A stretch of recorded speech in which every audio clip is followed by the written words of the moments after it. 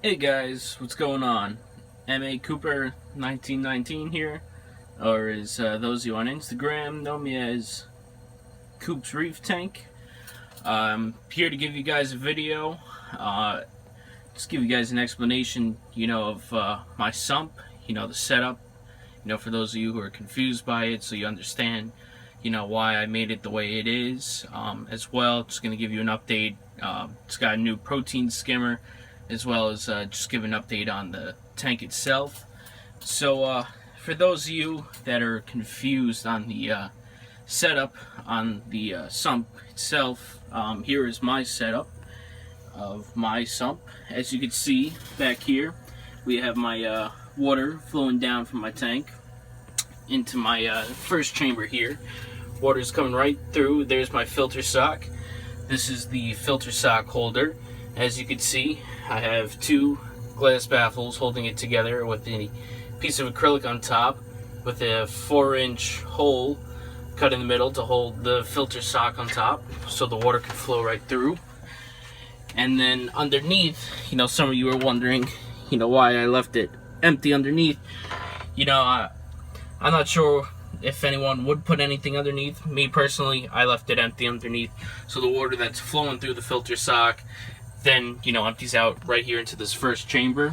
As you can see, here in the first chamber, I also have my heater right here in the back. I also have a GFO reactor. I have a MaxiJet right here that's in the first chamber connected to a bulk reef supply reactor. As well, I have my brand new protein skimmer that I just actually got running within the last couple of hours. It's a Coral Box D300 protein skimmer. Actually, my previous protein skimmer was a crappy Instant Ocean protein skimmer, one of those really bad ones. When I first set up my tank, I was very inexperienced, didn't know I need a protein skimmer. Being a college student, money definitely is tight, so I just went with the cheapest option. So, now I went with a much better option. So far, I'm starting to see this skimmer already start to pull a good amount of skim right out of the water. It's doing a great job, super quiet compared to my other skimmer, which I had to turn off at night. This thing is already a beauty. I'm absolutely in love with it. Alright, so that's the first chamber. So I have my heater, protein skimmer, MaxiJet that goes to the GFO reactor, and my filter sock back there in the corner. It's going to come over here, over the first baffle. Here in the middle, I have my refugium. I have not got a light for my refugium yet, so right now all I have in there is live sand, along with a piece of live rock and some frag plugs as well. That way, I get some bacteria built up on those frag plugs. But when I do get my refugium up and running, I plan on running some Chaeto in there. That way I could help repopulate my copepod population, help them thrive, give them a nice place to live. So that's the refugium area right there. Then we're going to come right here to the last chamber. We're going to come right through the bubble trap here to my return section, where all I have is my return pump. I use a J-Bow DCT 4000. This is a 20-gallon long sump, and I have a 55-gallon display tank, and my pumps up approximately about I'd say about 6 to 7 feet of water. I use 3/4 inch pond tubing on my pump to pump it back up. I think that the pond tubing is much easier to use for inexperienced hobbyists than PVC, because all you have to do is just slip it over the nozzle that comes with the pump, and then you just have to buy the J-hook attachment that attaches to the tubing that you put on top of your tank for the water to return out of. more experienced hobbyists or people that are more handy with PVC, I would highly recommend the PVC. You know, it definitely looks much neater, and then you could control the water, between the controller for the pump as well as for the with the PVC. So again, here, first chamber, second chamber, third chamber. First chamber I think is the most important chamber. This is where I have all my equipment located. Again, back there in the back corner, my water runs right through down and through the filter sock. Just so you see this PVC piece back here that comes down, I have it not glued in, so that way I can wiggle it out and pull that piece out, so that way I can easily remove my filter sock, so that way I can clean out the filter sock or change out the filter sock. So I would recommend the PVC piece that comes from the elbow that goes down into the filter sock. You do not glue it in. That way you can easily remove it for easy replacement or cleaning of the filter sock. And underneath, back there, underneath the filter sock and the glass baffles, I do not have anything. Just to give you guys an update on the tank. Again, this is a 55-gallon Reef tank that I have. It's been running for approximately a year and 8 months or so. Here's just an update. Everything in my tank over here is my newest addition. It's actually a small bubble tip anemone that I got from my local fish guy, High Tide Coral. Check him out, hightidecoral.com. Check him out on Instagram, High Tide Coral. He's got fantastic product, best price you'll see. Make sure you check out his website. Trust me, you won't be disappointed. I get all my coral from High Tide Coral, so trust me, I would not recommend High Tide Coral if I did not mean what I am saying. Here's some of my other corals. I just got, some random zoanthids over there. Got this nice chalice I picked up from High Tide Coral back there.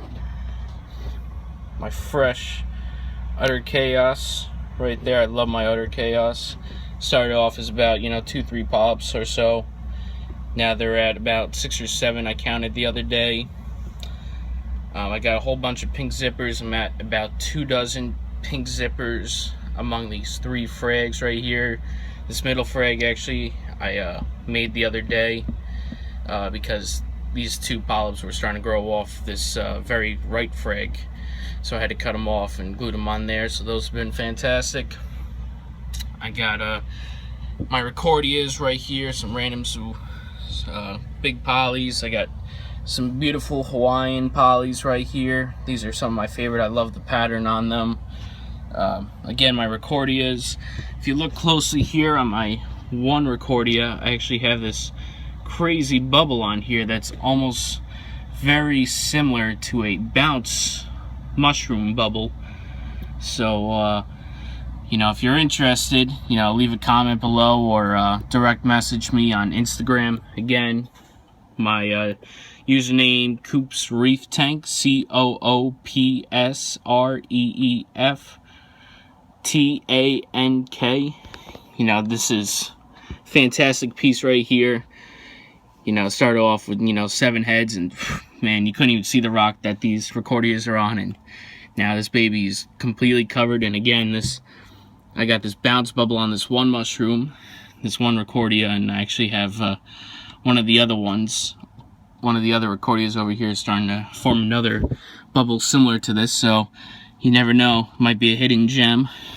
So I got these beautiful zoanthids I got from High Tide Coral. Started off as 4 polyps about 4 or 5 months ago, and now easily at about 2 dozen. It's hard, can't see the other side of the rock, but these guys are beautiful. I love these, the color, the pink skirt, the green.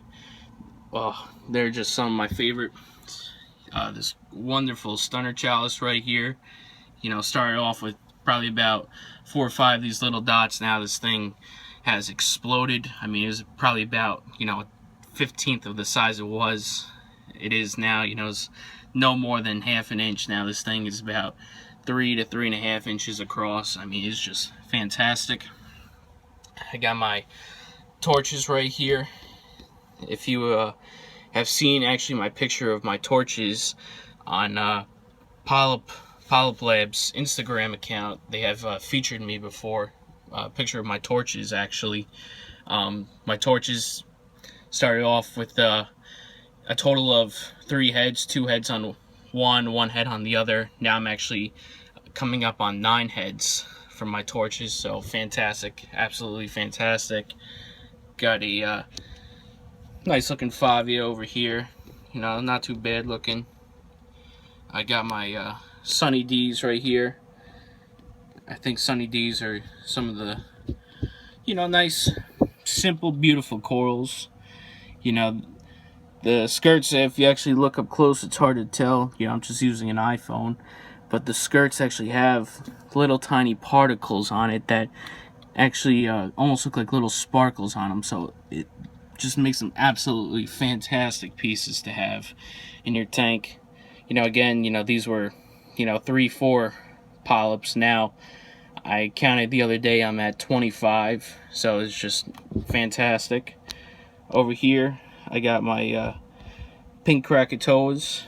You know, I'm sorry for the quality of my video, guys. Again, like I said, I'm on my iPhone and it's just really bad right now.